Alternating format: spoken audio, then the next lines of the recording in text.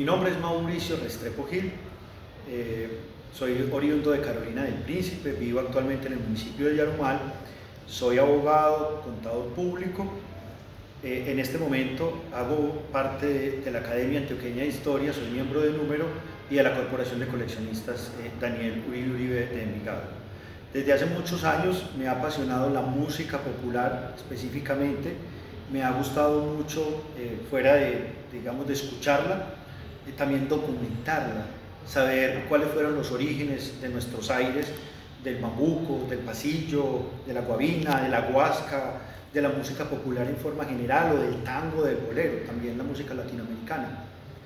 Y esto me ha llevado a conocer una suerte de artistas y de investigadores a través del tiempo. Uno de ellos fue Hernán Restrepo Duque, que desde muy niño empezó a generar en mí, digamos, como ese amor por la investigación, porque él, como señor y dueño, digamos, de un léxico y de un conocimiento que él vivió con el nacimiento de la industria fonográfica, con de alguna forma el desarrollo de la radio, el desarrollo también de los medios periodísticos, empezó a hacer, digamos, un trabajo muy interesante en reconocer a esos artistas de la música popular. Doctor Mauricio, ¿por qué es importante conservar los acervos o los repositorios musicales? Los acervos musicales y los repositorios son muy importantes conservarlos porque ellos hacen parte de la memoria de nosotros.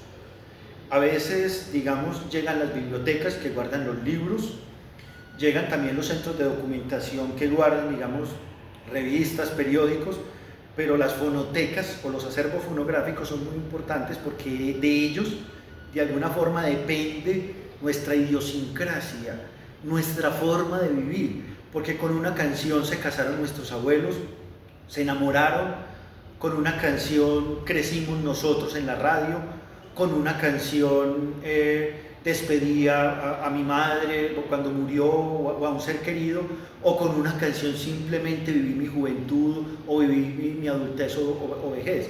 Entonces la música hace parte, digamos, de la vida misma de nosotros, y realmente en las regiones es muy importante que se conserven esos acervos.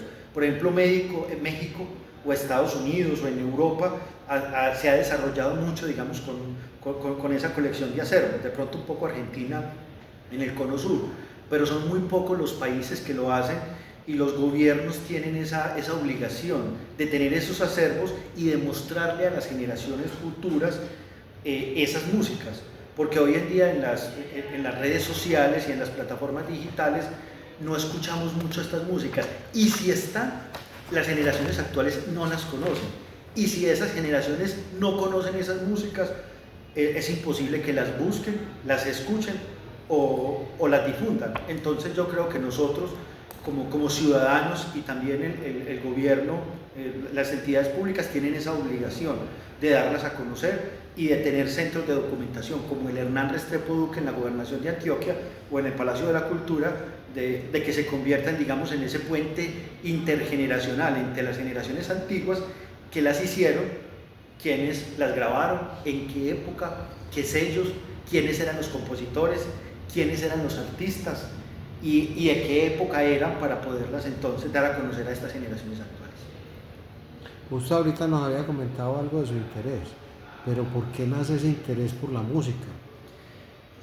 Yo digo que todos los seres humanos nacemos con algo, ¿cierto? Porque alguien es ingeniero, porque se va a la ingeniería, o porque le gusta la música, o no solamente que le guste, sino que también tiene ciertas predisposiciones. Porque a alguien, por ejemplo, puede que le guste la música para tocarla, ejecutarla, pero si no tiene oído o no nació con esa predisposición, es muy difícil que lo pueda lograr, a pesar de que con estudio y con muchas cosas se puede hacer. Pero yo nací, digamos, con esa predisposición de niño, porque en la casa de mi abuela, en la casa de mi madre, siempre escuchaba estas músicas. Y eso de niño me fue llevando, digamos, adolescente y ya joven, a empezar a hacer como un seguimiento. Y yo, ¿estas músicas de dónde vienen, cierto? ¿Quiénes eran esos artistas? En esa época no existían redes sociales, ni existía la internet, apenas fue muchos años después que se vino a popularizar. En esa época eran los recortes de periódico, por ejemplo aquí en el caso de Medellín, en El Colombiano, Carlos Serna, que fue muy amigo mío, que fue un periodista muy reconocido, tuvo una columna que se llamó Viejos Tiempos, y yo era seguidor de esa columna. Yo en Yarumal, por ejemplo, me iba donde vendían el periódico, no tenía con qué comprarlo, pero me iba y leía esa columna. Incluso en las cafeterías, cuando ya el periódico era viejo, iba para que me regalaran el periódico para poder recortarla. Y él hablaba de todos estos artistas y hablaba de Hernán Restrepo. Después, en la casa de la abuela y después en la casa de los amigos, empecé a encontrar LPs producidos por Hernán Restrepo Duque. Ese fue como el paradigma que me llevó, digamos, a todo lo que yo he hecho en la vida.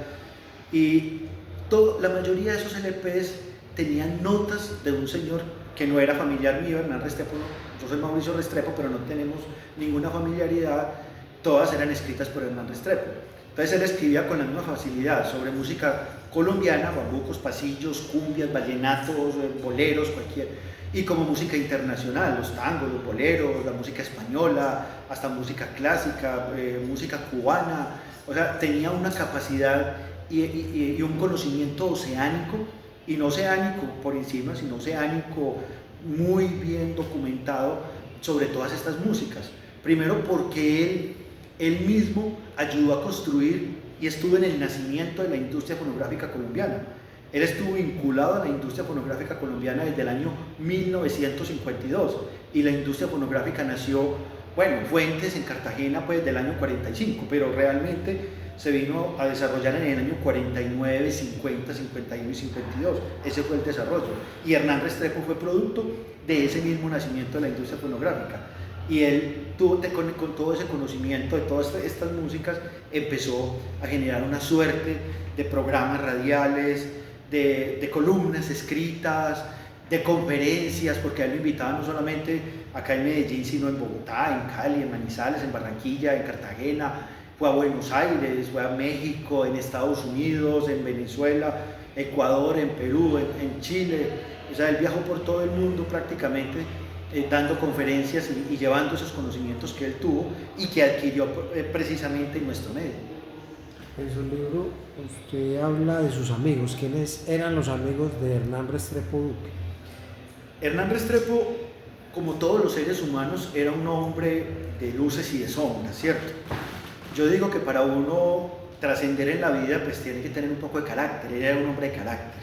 Hernán Restrepo nació en junio de 1927, nació en una época cuando estaba naciendo el bolero en México, cuando estaban naciendo los principales tangos en Argentina, cuando estaban naciendo en Colombia la industria. Por ejemplo, en la época que él nació, y yo lo cuento en el libro que yo hice sobre él, Hernán Restrepo Duque, una biografía, nacía la Federación de Cafeteros, nacía Cine Colombia, nacían las grandes industrias fabriles en Medellín y en Bogotá, nacía la radio en esa misma época. Entonces Hernán Restrepo fue un producto, digamos, desde la niñez, y él desde la misma niñez empezó también con todo este amor por la radio. Él contaba, por ejemplo, que él, en la casa del abuelo de él había un radio Filco, y él iba en las vacaciones también a Camilo C. Restrepo por los lados de Amagá, y en esos trapiches y en esas haciendas cafeteras y en las cantinas, digamos, él escuchaba en los pianos traganíqueles estas músicas que llegaban de Estados Unidos, llegaban de Argentina, llegaban de España, de Europa, y él empezó, digamos, a estar inmerso, digamos, en este mundo. Y él empezó, digamos, desde los años 40, o sea, cuando estaba apenas en los 18, 17, 18 años, a empezar a hacer columnas en El Colombiano, en el diario, en el periódico El Diario.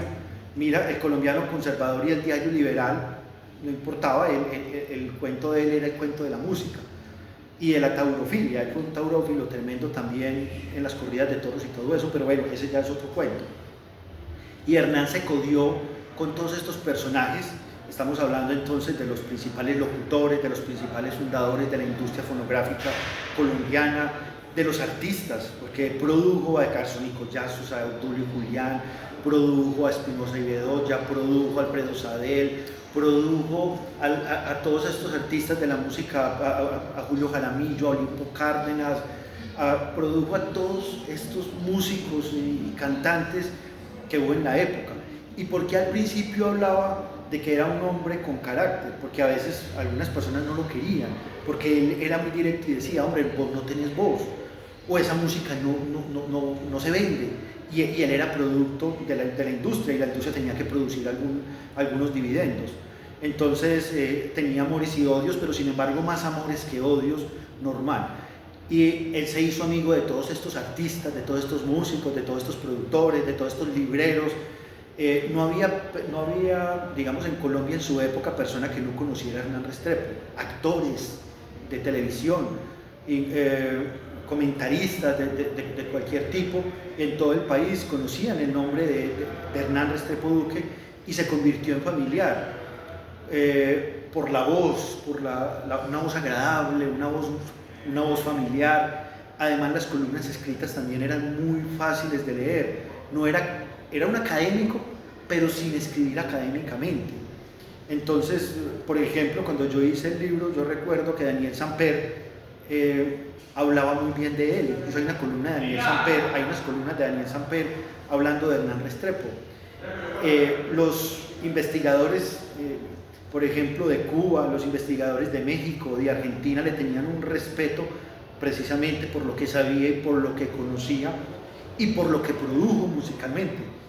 Entonces, por eso Hernán Restrepo fue tan importante y logró, digamos, dejar un legado que, a pesar de los años, este año estamos, ya estamos para los 30 años de la muerte, y estamos a punto de celebrar el centenario del nacimiento. En el 2027 se celebra el centenario del nacimiento de Hernán Restrepo. Y todavía, a pesar de todo ese tiempo, todavía la gente sigue recordando a Hernán Restrepo. Y yo creo que el legado de la Fonoteca Hernán Restrepo Duque, del Palacio de la Cultura Rafael Uribe Uribe Lipa, es muy importante que ese legado no muera, y que ese legado se siga conservando, y que esta, la primera fonoteca pública de Colombia, siga entregándole, digamos, a propios y extraños ese material que Hernán atesoró y que adquirió día tras día durante toda su existencia, para que la podamos tener hoy, en este momento, en esta fonoteca.